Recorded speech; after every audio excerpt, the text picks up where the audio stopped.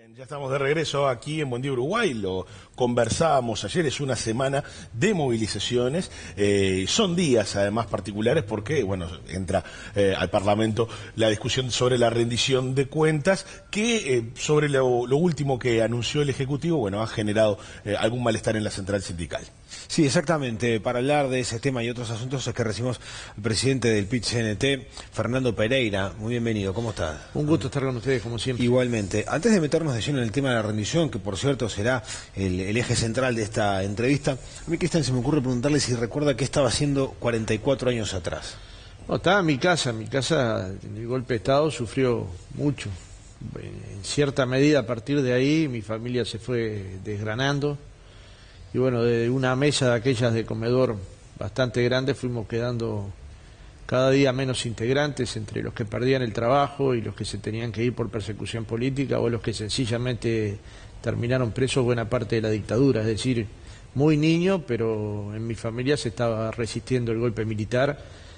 Mis padres estaban haciendo la huelga general convocada por la CNT y con exactitud no recuerdo, pero era un niño de 7 años. Pero con recuerdos Pero todavía... con recuerdos, sí. Esa imagen de... Mi padre era judicial.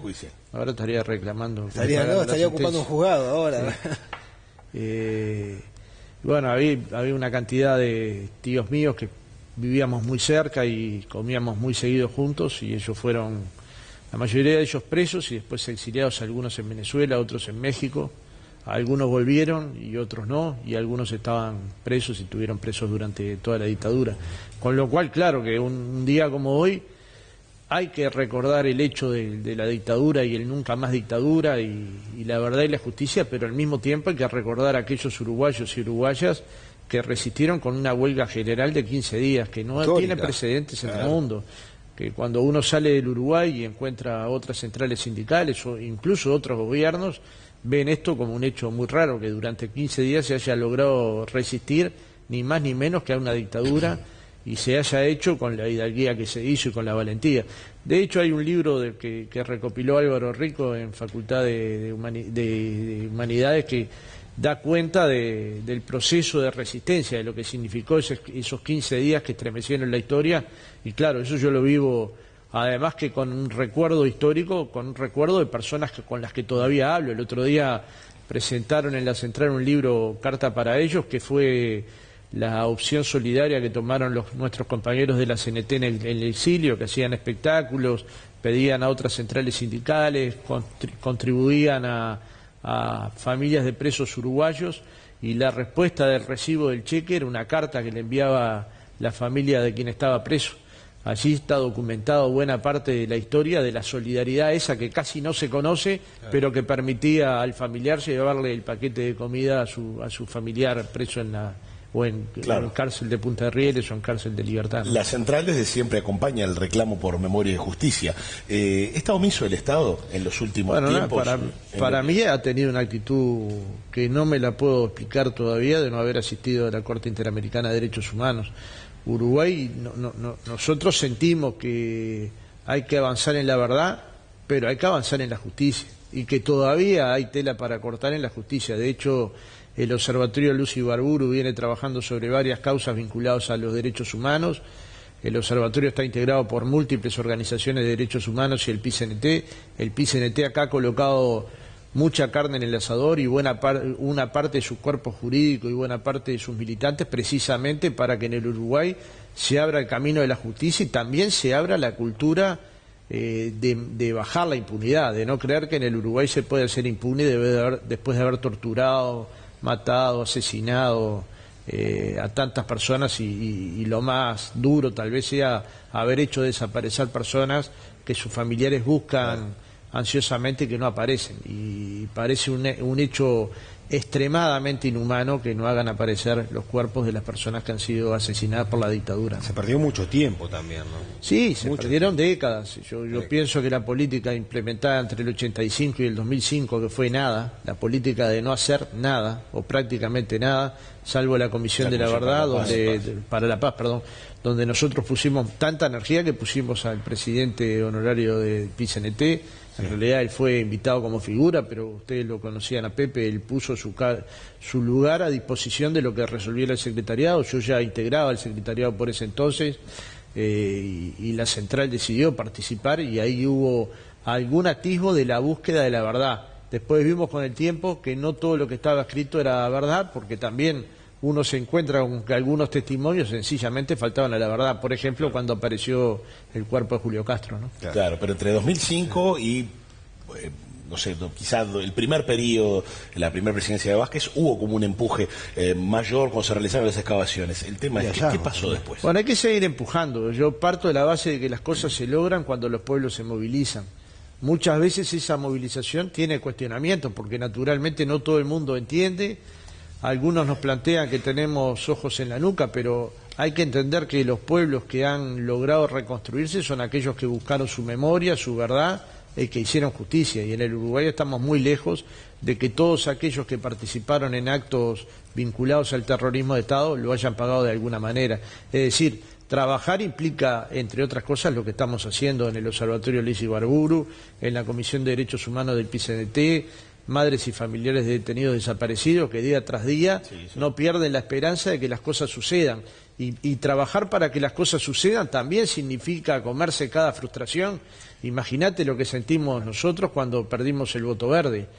A mí se me partía el alma y un día caminando, yo no me acuerdo si por la calle Mercedes, me encontré con Hugo Cores, que había sido vicepresidente de la CNT y que tenía una vasta experiencia en el tema, y me invitó al Teatro Estela poco tiempo después de haber perdido, porque él había encontrado con otros juristas un espacio sobre el artículo 4 de la ley de caducidad y allí reiniciamos la lucha, es decir, nos hemos pegado cada revolcón bárbaro, pero lo cierto es que pasado 44 años del golpe de Estado, la central sindical no ha dejado ni un solo día, ni un solo acto de reivindicar la verdad, la memoria, la justicia y el nunca más. En aquel entonces se trabajaba, se peleaba por un 3% de el Producto Bruto Interno para la educación.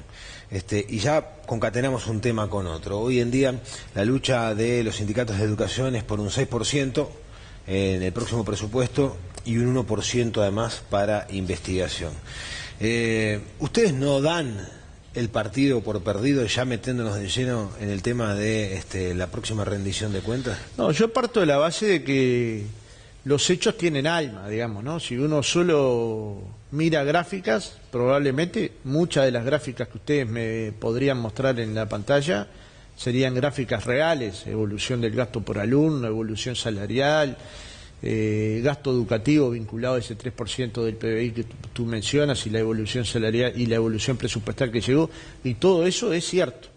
Ahora, yo recuerdo con mucha atención un discurso del año 2002 de Marcelo Abdala en medio de la crisis que decía: hemos llegado al 11º subsuelo. Entonces, cuando llegás a la planta baja, no es que resolviste todos los problemas. Yo pregunto en voz alta. Estamos en planta baja. ¿Alguien ahora cree que en un salario, pero para darte un ejemplo, ¿no? Los maestros ganan 26.000 pesos nominales en sus primeros 4 años de trabajo, o sea, unos 22.000 pesos líquidos. Para cualquier televidente, ¿este es el salario adecuado? Los auxiliares de servicio que cocinan para más de 200.000 alumnos, que limpian las escuelas, que trabajan en auxiliares de educación inicial y educación especial, cobran 17.000. Pero hay 1.200 trabajadoras contratadas por comisión de fomento. Esto, para ser claro, es contratado por el director y por un padre de la escuela, que cobran 30% menos. ¿Qué pedimos ahí? ¿Aumento salarial? No, que le regularicen la situación a esos trabajadores. Trabajan en la misma escuela, cumplen la misma tarea, hacen el mismo trabajo y cobran 30% menos. Y el resto de los auxiliares, 17.000 pesos. ¿Es este un salario adecuado para construir una educación de calidad? ¿O estos trabajadores tienen que ir al multiempleo, como quedó demostrado en el último estudio? Entonces hay profesores que tienen acumuladas más de 50 horas, hay maestros que trabajan en más de doble turno y otros consiguen otro empleo. Y lo que es peor, una cantidad de maestros y profesores han decidido no ejercer su profesión, con lo cual están fuera de la educación. Entonces, cuando empieza cada año, ustedes verán que es noticia que hay una cantidad de clases que no están ocupados por maestros y que en todo caso tienen que venir maestros de Artigas o de Rivera o de otras zonas de frontera donde hay un poco más de maestros para atender la situación de Montevideo, de alguna manera con el desarraigo que eso provoca, ¿no? Entonces, lo que decimos cuando hablamos de educación y cuando nos dicen esto es un planteo corporativo, ¿es que querer ganar más es corporativo? ¿Es que acaso querer tener una vida mejor es corporativo? Pero para la administración central, la propuesta es cero aumento. En el caso de la enseñanza, algo más de 3%, para estos salarios que te mencioné. Pero en el caso del resto de la administración pública, cerca de 50.000 trabajadores, entre los que están los de salud pública, también el INAU, la propuesta es cero. ¿Por qué alguien firmaría un convenio con una propuesta cero? La pregunta es, ¿ustedes lo harían? ¿Firmarían algo que dijera cero? Yo entiendo en circunstancias donde hay desaceleración, pensar en crecimientos de otra alternativa, pero incluso pensar en otras cuestiones. Si yo te digo a vos que un director de una escuela gana menos que un maestro con 40 horas, puede ser lógico que quien tiene toda la responsabilidad de la escuela gane menos que un maestro. No son cuestiones a revisar. Ahora, para esto se requiere tiempo. Ahora, ¿saben cuántos días duró la negociación de la enseñanza? 10 días. ¿En 10 días se pueden negociar todos estos temas que yo estoy planteando? No, a la corrida. No, 10 días que aparte derivaron en una posición más radical. Ahora te lo comparo con la actividad privada. Los convenios duran para la construcción entre 4 y 6 meses. ¿Por qué creemos que en el sector público vamos a ser tan magos que en 10 días vamos a resolver toda esta infinidad de temas que tienen que ver con inequidades históricas, con algunas que se han resuelto? Porque, claro está, si yo te dijera a ti, no se ha evolucionado del 2005 hasta acá, estaría mintiendo. Como te estaría mintiendo si te dijera, se resolvieron todos los temas. Entonces, ¿la discusión cuál es? Francamente, es una discusión programática, que sería, ¿cuáles son los recursos que requiere la educación pública, tanto a nivel de primaria, de secundaria, Universidad del Trabajo y Universidad de la República, para llegar a todos los alumnos en todos los contextos? Mucho más cuando todos detectamos que para acceder a un puesto de trabajo de calidad cada vez se requieren más competencias. Esto es decir, mayores niveles de educación formal, sin los cuales no se accede a un buen empleo, formación profesional de alto nivel y en muchos casos para acceder a los trabajos del futuro, como todos estamos viendo, estudiando la Revolución 4.0, se necesitan estudios terciarios. Si esta constatación todas las hacemos, si hay decenas de seminarios en donde tratamos, hace poquito hizo un ACDE muy interesante sobre el valor humano de la transformación productiva. Si todos estamos dándonos cuenta que estas cuestiones están sucediendo, no invertir en educación sería errático. Ahora, cuando mirás dónde están los países que tienen resultados educativos de niveles superiores, de niveles altos, son aquellos países que invierten en educación bastante más que el 6%. Sí, ayer lo decía Elvia Pereira de la Federación Uruguaya de Magisterio, sentada aquí mismo, que bueno, no solo el tiempo fue escaso en la negociación, sino que fue muy tirante la relación también con el Ministerio de Trabajo, que no van a suscribir el convenio, y que no pasa solo por lo salarial, sino que pasa por las condiciones de trabajo. En ese sentido, ¿es también el Ejecutivo que marca la pauta una vez que dice esta negociación va a ir por un año? En ese sentido, ¿la central se vio sorprendida? Bueno, hay una sorpresa porque todo el mundo creía que iba a ser un presupuesto primero por 2 años y uno por 3 años, pero naturalmente que hay explicaciones de por qué es por un año. Entonces, el problema es si en esa propuesta puente de un año se encuentra un camino de entendimiento con los sindicatos. ¿No es poco el tiempo? Sí, es poco, pero se puede encontrar, hay en el sector privado experiencias de que se estira un convenio un año para poder reenganchar otro al siguiente año. Este no debería ser la dificultad es que haya una propuesta que sea más o menos lógica, y te insisto, es regularizar 1.200 auxiliares, claro, es encontrarle la vuelta para que ningún director gane menos que un maestro de 40 horas, es tratar de generar una partida de inequidades para abatir algunas de estas dificultades que hay. No, digamos, los planteos no eran para nada alocados, es decir, es construir un convenio colectivo puente que te permita llegar al otro convenio en mejores condiciones. Ahora, si la propuesta es inferior al convenio 2015 que fue dificultoso firmar, ¿por qué aceptaríamos una propuesta inferior en calidad y en número a la anterior? Donde al menos se pudo discutir la regularización de 374 auxiliares, se pudo discutir diversas inequidades, se aumentó el monto de presentismo, es decir, hubo una cantidad de variables que permitieron firmar por mayoría con dificultades, pero firmar, y eso significó un avance de crecimiento real del salario importante. Ahora, un mecanismo de esto requiere de al menos 40 o 50 días de negociación. Ahora, si el Ministerio, si Economía y Trabajo lo tienen que discutir con el gabinete, después lo tienen que discutir con la fuerza política a la que participan, después lo tienen que discutir con su bancada parlamentaria, y el tiempo que les queda para discutir con los sindicatos es de 10 días, bueno, esto va a fracasar, casi te diría que siempre, salvo que se modifiquen los mecanismos y que la negociación colectiva en el sector público empiece cuando debe empezar, que debería ser en marzo o abril a más tardar.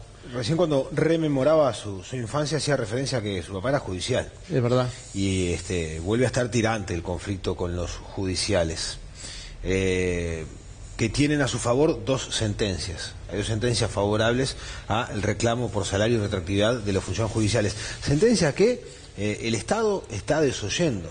¿No es riesgoso que, bueno, para mí sí, que el Estado desatienda dos fallos judiciales en su contra?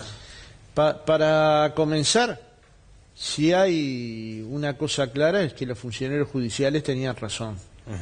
Nosotros insistimos mucho en su momento que se abriera un ámbito de negociación para resolver este tema con los funcionarios judiciales. Ahora, una vez que hay una sentencia favorable a los trabajadores, ¿por qué alguien renunciaría a cobrar? Es lo mismo que yo preguntaría, ¿vos renunciarías a cobrar cuando tenés un fallo positivo? La justicia te dice por una tenés negociación razón, menor, cuando tenés razón. El artículo 733 que podría postergar tiene un fallo de inconstitucionalidad. Ahora en la rendición de cuentas aparece un artículo igual o peor que el anterior. Entonces, ¿cuál es la posición de la central? Es nítida. El gobierno debe asumir la deuda y debe plantear una fórmula de pago. Y esto es lo que aún ha faltado. Hubo una propuesta, pero es una propuesta inferior a lo que los trabajadores fueron, a lo que laudó la sentencia. Entonces, claramente lo que hay que intentar trabajar es para que efectivamente se pague y para encontrar una fórmula de pago que contemple las aspiraciones de los trabajadores judiciales. Pero creo que a todas luces tienen razón, ¿no? Muy bien, bueno, Pereira, temas para abordar, hay un montón, como siempre. Por hoy tenemos que dejar por aquí, agradeciéndole su presencia esta mañana. No, igual los quisiera invitar a todo el que quiera. Hoy a las 17 horas va a estar presente en la central Estela Carlotto de Abuelas de Plaza de Mayo. Ahí también se va a celebrar el 40 aniversario de la huelga, el 44 aniversario de la huelga general, pero además se va a lanzar la convocatoria a una jornada continental que va a haber en Uruguay entre el 16 y el 18 de noviembre, que tiene que ver con la defensa democrática, en cierta medida de esto que hoy vamos a hablar, y también de una lucha que hemos tenido eternamente contra el neoliberalismo. Todo aquel que tenga tiempo y voluntad de ir a una actividad que yo creo que va a valer la pena, están invitados. Y lo segundo, que hemos resuelto en función de estos desacuerdos, que ojalá se logren resolver, porque nadie hace un paro porque sí, un paro general de 24 horas para el 20 de julio, con estos temas y algunos otros que están en debate. No hay que olvidar que hay una ley de empleo para personas con discapacidad que lo votó la Cámara de Diputados y que no tiene aprobación en el Senado, que se está buscando que se apruebe una ley de insolvencia patronal para cubrir aquellos salarios caídos de trabajadores que han perdido su empleo, por ejemplo el caso de Fripur, y bueno, muchos casos que cierran la empresa, los empresarios se van, casi nunca quedan pobres, pero los trabajadores no dejan de cobrar sus saberes, que está la reglamentación del convenio 158, por lo cual el patrón está obligado a fundamentar la causa del despido y terminar de reglamentar la ley de nocturnidad que obliga a la patronal a pagar determinado horario, y tratar de que esa ley no se virle a través de la modificación de los horarios, pues parece broma, pero estas cosas pueden suceder y suceden, ¿no? Paro general para el 20 de julio. 20 de julio. Mañana hay una movilización igual en las afueras del Ministerio de Economía. Movilizaciones va a haber de los sindicatos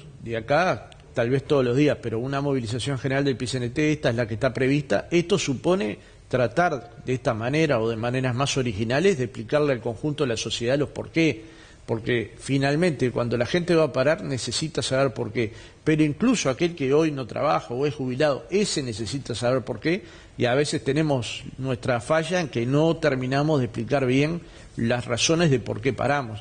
Y yo pienso que ningún uruguayo, ninguno se debe sonrojar de pelear por tener un mejor salario. Y a veces el discurso conservador hace pensar que aquel que pelea por salario está peleando por una cuestión corporativa. No, está peleando por vivir mejor, por tener una vida más digna. Aquel que pelea por su categoría está peleando porque creció en su trabajo, porque adquirió conocimientos y merece ascender. Entonces, a veces miren que nos llegan a tratar de hacernos sonrojar por pelear por tener una vida mejor. Y esto es lo que no debemos permitir, pero para eso hay que gastar decenas y decenas de horas explicando no perdiendo la paciencia y sobre todo no levantando muros con aquellos que piensan diferente, ¿no? Muy bien. Muy bien, Pereira, muchas Ronald, gracias. muchas gracias A las por órdenes. su visita aquí en Buen Día Uruguay.